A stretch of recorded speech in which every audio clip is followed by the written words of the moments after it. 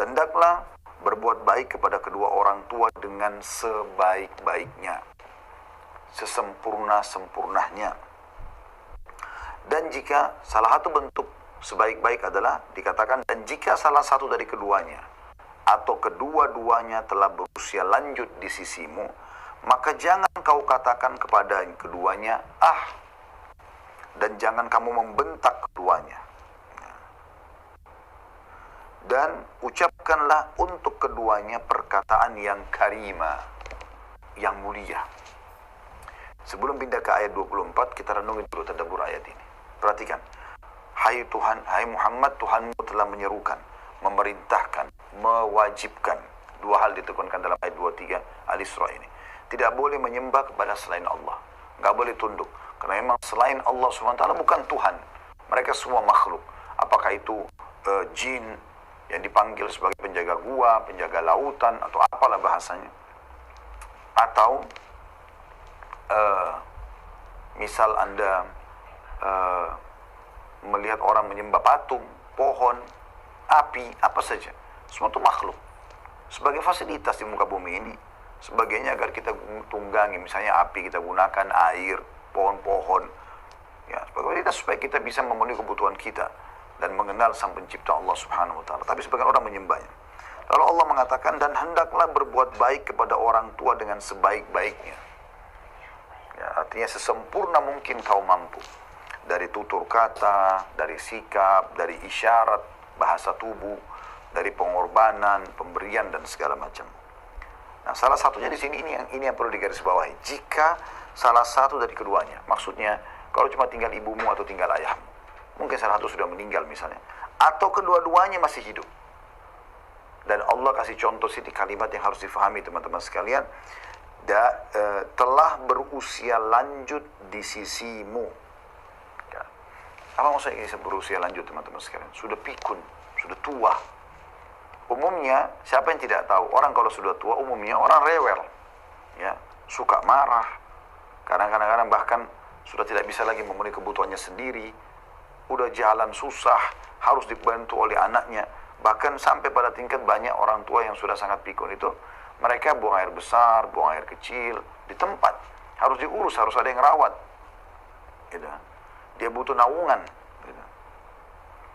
Di sini Allah SWT bukan mengatakan kedua orang tuamu saja secara umum. Yang masih kuat misalnya. Allah sengaja kasih contoh di sini, ya, yang sudah berusia lanjut. Yang jelas-jelas rewel. Banyak yang harus dipenuhi kebutuhannya. Apa yang Allah katakan. Dan jika salah satu dari keduanya atau kedua-duanya telah berusia lanjut di sisimu, rewel, banyak kebutuhannya harus dipenuhi, maka janganlah kamu katakan kepadanya, ah. Perhatikan. Ya, justru pada puncak-puncaknya mereka punya banyak tuntutan hidup, ya, karena sebagian orang membahasakan, ya, supaya mudah difahami. Orang tua yang pikun itu seperti kita mengurus anak kecil. Bagaimana anak kecil kalau kita urus? Seperti itu. Dia kalau ada apa-apa sedikit menangis kalau nggak dipenuhi, ya, dia nggak bisa urus dirinya, banyak hal yang berbahaya bisa menimpanya. Maka orang tuanya harus selalu sikap mengurusnya. Nah, orang tua kita kembali di masa tuanya seperti itu. Anak yang kembali berbakti padanya. Kalau tua saja rewel begini, bahkan kadang-kadang maaf buang air besar, buang air kecil sembarangan, kita nggak boleh ucapkan kalimat ah. Apalagi kalau masih sehat, gitu kan? Banyak pengorbanannya. Dan ini berlaku kata para ulama kepada orang tua yang memang dari kecil anaknya diurus olehnya, atau memang anaknya dibengkalikan sama dia. Misal ada seseorang, subhanallah, dia dari kecil dibuang oleh orang tuanya. Dibuang oleh orang tuanya. Jadi orang tuanya tidak mau tahu tentang keadaan dia, gitu kan?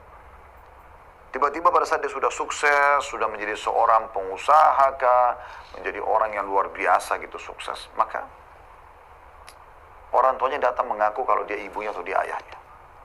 Saya berapa kali menemukan pada saat membahas orang tua begini, banyak anak-anak yang mengatakan begitu dalam pertanyaan di pengajiannya.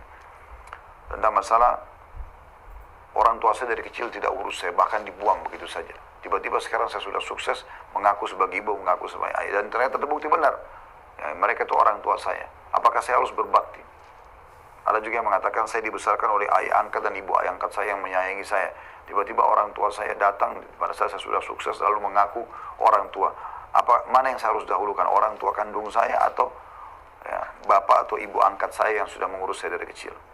Semua ini jawabannya jelas orang tua. Jadi saya bilang tadi, walaupun mereka tidak mengurus kita dari kecil, ya, tetap bakti kita wajib kepada mereka. Apalagi kalau dasarnya sudah mengurus dari kecil, lebih besar lagi haknya, gitu kan? Karena kata para ulama, keberadaan kita di muka bumi ini sudah cukup membuat kita wajib berbakti pada keduanya. Lahirnya kita di muka bumi sudah cukup, walaupun mereka belum berbuat apa-apa.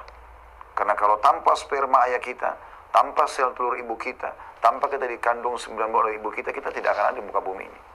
Kan begitu. Apalagi kalau dasarnya orang tua kita tuh berkorban banyak. Mereka sering begadang. Saya punya anak-anak bayi. Alhamdulillah beberapa yang Allah titipkan. Saya rasakan sendiri. Saya sama istri kadang-kadang gak bisa tidur malam pada saat awal-awal lahir gitu. Karena mereka masih belum adaptasi waktu. Belum nangis, belum rewel, belum gini. Apalagi kalau sakit ya. Maka saya pada saat punya anak ini baru saya renungi betapa luar biasanya perjuangan orang tua kita dulu. Gitu kan. Mereka harus begadang. Kalau kita ya sekarang berkorban sedikit untuk orang tua kita, maka orang tua kita sudah berkorban banyak.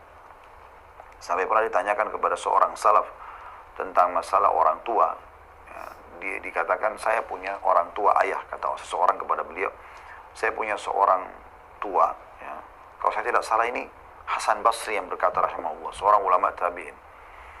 Orang ini berkatakan saya punya ayah sudah sangat tua, pikun, dan dia tidak bisa bergerak, lumpuh, ya, stroke di atas ranjang. Setiap buang air besar, saya penuhi semua hajatnya, makan, minum, segala macam saya suapi. Termasuk kalau dia buang hajat, buang air kecil atau buang yang besar, saya tampung dengan kedua telapak tangan saya. Pertanyaan saya, apakah saya sudah berbakti pada ayah saya? Kata beliau, sama sekali belum. Kok belum? Apakah saya sudah balas bakti orang tua saya? Kata beliau, belum sama sekali. Kata dia, masa saya nampung kotorannya, buang air besar, buang air kecil dengan tangan saya tanpa jijik sedikit pun. Kalau tidak salah dalam kisah itu akan disebutkan 10 tahunan dia urus. Saya belum balas kebaikan orang tua saya. Kata dia, belum. Tahu kamu apa perbedaannya? Kata Hasan Basri. Karena ayahmu waktu kau kecil mengurusmu, itu berharap kau menjadi tokoh masyarakat.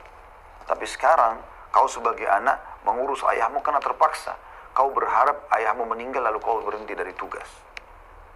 Jadi ada perbedaan dasar antara niat orang tua sama anak. Seperti itulah.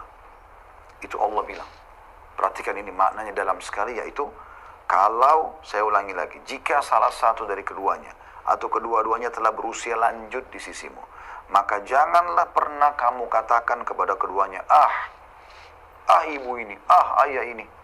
Misalnya, nak tolong ambilin ini, nak tolong beliin ini. Ibu ini nggak ngerti, saya kan lagi meeting, saya kan lagi dan begitu. Banyak orang lupa teman-teman sekalian. Apapun urusan dunia antum, selama bukan haknya Allah subhanahu wa ta'ala yang Allah wajibkan, maka dahulukan ibu antum, dahulukan ayah antum. Nggak bisa tidak. Nggak ada yang antum bisa dahulukan walaupun meeting miliaran.